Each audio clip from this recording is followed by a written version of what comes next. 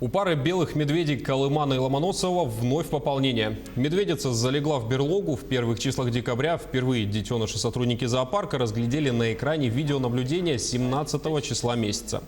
Сейчас медведица и детеныш находятся в режиме тишины и покоя. Ветеринары пока что не осматривали маму и новорожденного, но наблюдают за семьей дистанционно. Что касается пола медвежонка, то он пока неизвестен. Но сотрудники зоопарка предполагают, что это мальчик. Отец же семейства, Ломоносов, содержится в смежном вольере. По словам сотрудников зоопарка, на этот раз он менее тревожен.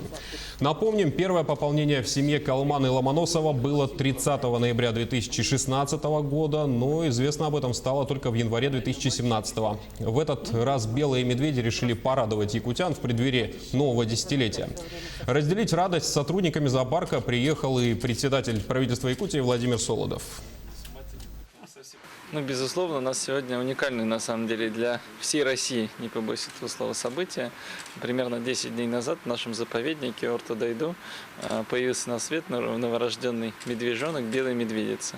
И это настолько редкое животное, и так редко приплод приносит не в естественной среде, а в зоопарке, что для нас это очень важный показатель качества работы всех наших сотрудников, той заботы, которая создана для животных, и воспроизводства естественной среды.